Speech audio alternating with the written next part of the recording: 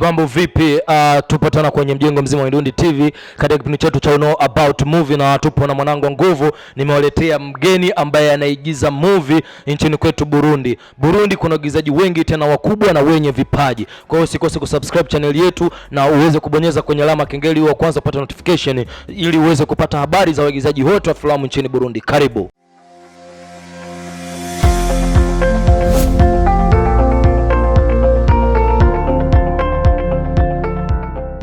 Yap, kama nilivyokuambia nina mwanangu wa nguvu Mr. Etienne.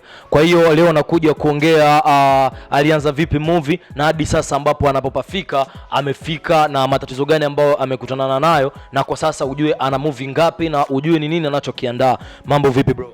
Poa. Habari za siku? Fresh it. Actually nimeona umeshine mwana. Thanks so much. Umekubalika kinoma. Kawaida tu msanii anapasha kuwa class. Of course. Kabisa, yani wewe umenionyesha kwamba wakina Medi Sulemani wanavyokuwa kule nyumbani kwao wameshawa kawaida ta Instagram ukienda. Kwa hata na wewe nimeenda kwenye Instagram yako nimekubali sana. Maana kisha kwa video wewe ni mkali.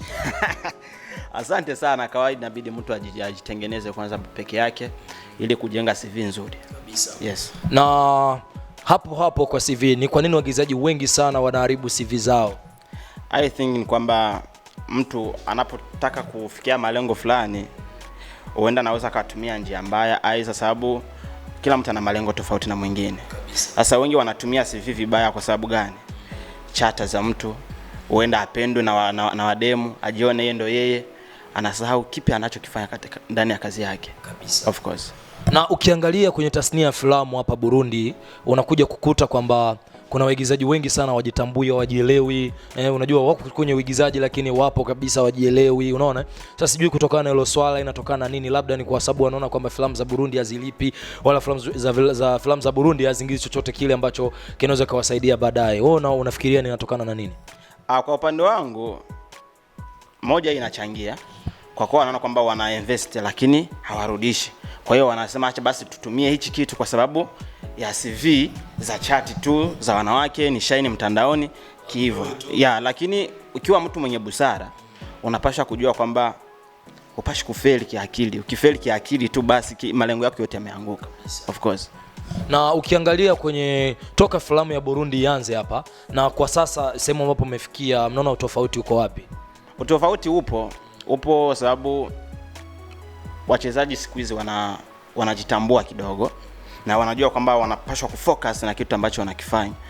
Na kikubwa ambacho tunajua ni sababu tunajua kipi kinakosa ndani yetu na tukitafute vipi. Yes.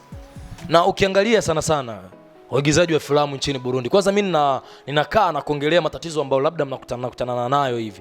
Unakutana mtu unafanya movie, end of the day movie inaishia huko ambapo ulipoifanyia movie, unatana haivuki mipaka, movie haifiki mfano Tanzania kama jinsi tunavyoona movie za Tanzania za Rwanda, Uganda, Kenya. Sasa hiyo inatokana na nini haswa? Kusema kwamba mnafeli kwa hiyo njia. Hiyo njia inatokana kwamba hatukubaliki kwanza kwetu kinyumbani. Sababu before mtu ukubali wa nje, nyumbani kwanza upewe support. Kwa hiyo inatokeaje? Mimi natoa movie, si ndio? Nampelekea jirani wangu kwanza mfano. Alafu anambia, "Ni Warundi hamjui kucheza." Jirani yupi labda? Ni mfano nimetoa. Yaani kwa mtu ambaye mnaishi naye. Mtu ambaye tunafahamiana. Nikimpelekea movie yangu hata utizama au na mood ya kutizama sababu ananifahamu, anajua Warundi tu wachezaji. Umeona? Na kingine ni kwa sababu gani? Tunakosa watu ambao watatusupport. Sasa unapokosa support uwezo kufika sehemu yoyote. Na kutokana na hizo kutokana na swala nzima la support, na ukiangalia watu wanashindwa kuinvest hela kwenye movie zenu kwa sababu labda wanafikiria tukiinvest hela hapa hela zetu zitarudi vipi, kwa hiyo inakuaje, tutapataje na sisi faida, unaona? Labda ndo kitu kimoja ambacho wanakiogopa wao kama wao. Kwa hiyo ndo inasababisha chanzo kubwa cha kusema kwamba tunashindwa kuweka hela kwenye movie. Kwa hiyo wewe una maoni gani kutokana na wadhamini hao? Hayo wanawafikiria sababu hawajatutengeneza. Umeona? Kwa sababu kiangalia mfano mwigizaji ni kioo cha jamii. Sasa ukishamtengeneza na umaarufu wake, kwa ile kazi ambayo unafanya wewe bosi, ana uwezo wa kuitangaza pia. Kwa sababu gani? Utakapomweka kwa cover yako ya vitu vyako, wanamjua huyu jamaa ni mchezaji, anafanyaga hichi kitu, lazima watakifuatilie. So for that, kwa sababu hawajatutengeneza na hawajatupatia ile power ya kusema watu waamini sisi. Waamini kwamba nyinyi mnaweza tukakifanya hicho kitu. Ndio maana wanabaki na hizo fikra za hivyo. Ukiangalia kwenye mziki saizi na kwenye filamu, vitu vimezidiana na kuna tofauti mkubwa sana ambao upo. Ukiangalia wana music kwa sasa wanakuwa na management, unasikia kwamba leo Satbi amechukuliwa na mtu fulani, Fizo amechukuliwa na mtu fulani, sijui Mbidata akachukuliwa na mtu fulani. Lakini kwenye movie hivyo vitu bado havijakuwa. Unaona? Na kwa sasa mziki ni kitu kimoja ambacho kimepiga hatua kubwa kuliko movie. Sasa nyinyi kama waigizaji, kitu gani ambacho nanyi mnafikiria kwa sasa ili kwamba muweze kufikia hiyo level ambayo wana music kwa sasa wamefikia? Kwanza ukiangalia kama sijasahau kuna pre-muziki hapa, wanafanya pre-muziki wanatafuta vipaji mitaani nini. Sasa sijui kwenye movie hapa kuna hakujawahi kuwa hata festival moja zaidi ya Fest Capital. Kwa hiyo mna level gani ambayo mnataka mfikie na nyinyi? Mimi kwanza ningesema mmeshatubagua sana. Sababu tukitizama nchi zingine movie na muziki vinaambatana sana kabisa. Lakini leo kamuulize Farious ni msanii gani ambaye anaigizaga unajua, atakwambia labda atakwambia simjui. Kamuuliza Sadbi muigizaji gani ambao unajua, atakwambia labda nakutajia wale waninde wale atakwambia Sakubu yupo, au atakwambia wakina hawa jamaa wa The Brothers, ni sababu wao ndo ambao wako close sana na vitu vya wasanii sana. Sasa lakini nyinyi wale ambao wa mtaani huku atatujuaje? Pindi unaona inatokana na kwa nini sasa? Hichi inatokana kwamba mtu anashinda kujiuza, sababu unapojiuza kama msanii lazima utajulikana kabisa. Hiyo kosa kubwa lipo kwetu sisi wana sanaa, unashinda kujiuza. Na pili, hata kama ukijiuza ni vigumu sana ndugu yangu. Kwa nini sasa? Kwa sababu gani? Pindi mimi nitakuletea video yangu, nakwambia nimeigiza hichi kitu, unaweza ukitizama ukaniambia hongera, mimi nikafurahi nikasema labda bana hapa naenda kupata pao. Napatia labda kabasi. Yes of course. Kumbe inaishia hapo. Sababu gani? Sinema itatusaidia nini? Itafika wapi? But tunazidi kuweka moyo na kusema kwamba tutafika. Huyo ni Etienne ambao unamsikia anaongea, amezungumza kitu kwamba nchi zingine kuna music na movie ni vitu ambavyo vinaambatana, vinasogezana, lakini Burundi hivi vitu havipo. Muziki umepiga hatua kubwa sana kuliko movie, na kwa sasa wana music hawahitaji hata kutoa support kwa waigizaji kusema kwamba tuweze kuwajiongeza hao wadogo. Bro, kuna kitu ambacho Burundi saizi kimeanza kuja. Kitu gani sasa? Masuala ya uzinduzi. Kwa sababu zamani Burundi masuala ya uzinduzi yalikuwa hayapo. Kwa sababu hapa tunasikia kwamba mwanamuziki amepiga show mwezi wa 12, kuna show karibuni 6 ambazo zimetangazwa, hadi Emia la Data toka huko atakuja huku, ndio hela inaingia. Kwa hiyo Burundi waigizaji ilikuwa kabisa haipo. Na kwa njia hii ambayo mmeanza kufanya mauzinduzi, mmefikiria nini, aidha mnatafuta nini na mnalenga nini kutokana na uzinduzi hizi ambazo mnazianza? Kwanza kubwa ambacho tunachokilenga kwa hilo ni ile kusema tujitaje, tuseme filamu yetu inalipwa.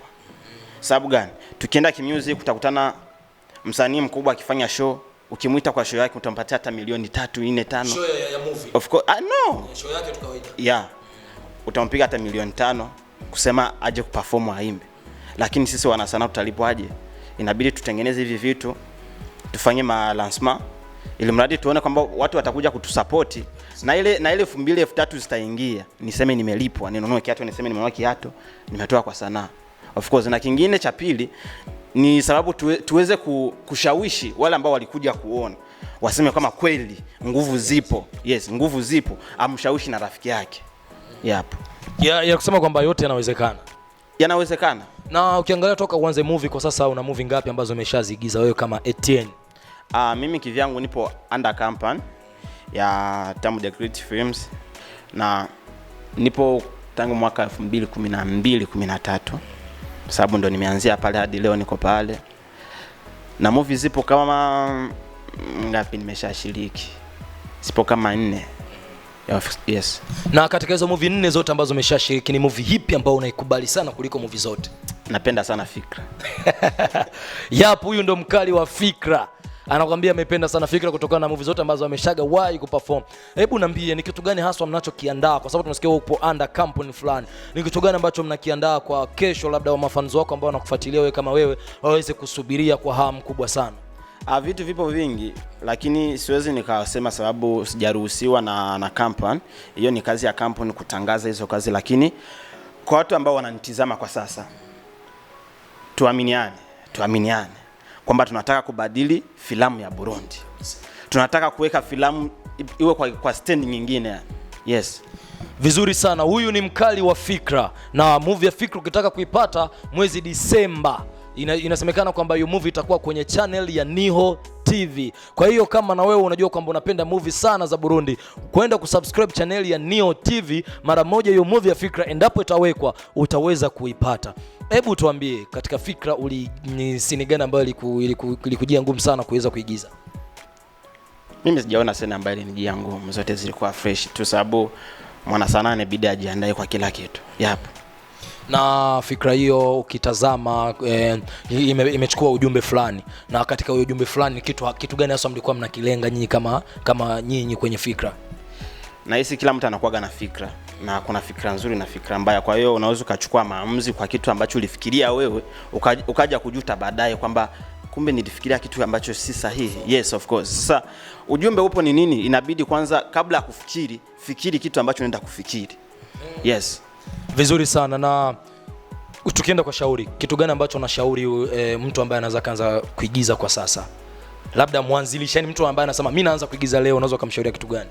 Kitu kikubwa ambacho unapaswa kujua, si hata kuigiza tu. Kile chote ambacho ni kipaji chako. Ukitaka kukiingia ndani, kiingie na malengo. Jua kama anaingia kwa lengo fulani. Ukishaweka lengo, tia bidii sasa. Utapasha kufika. Vizuri sana. Na tukienda kwa kumalizia swali la kizushi. Swali la kizushi. Yaani kwa sababu kwenye ndondi tunapenda kwa kitu sana, swali la kizushi. Una watoto wangapi na je umeoa? Bado sijaoa.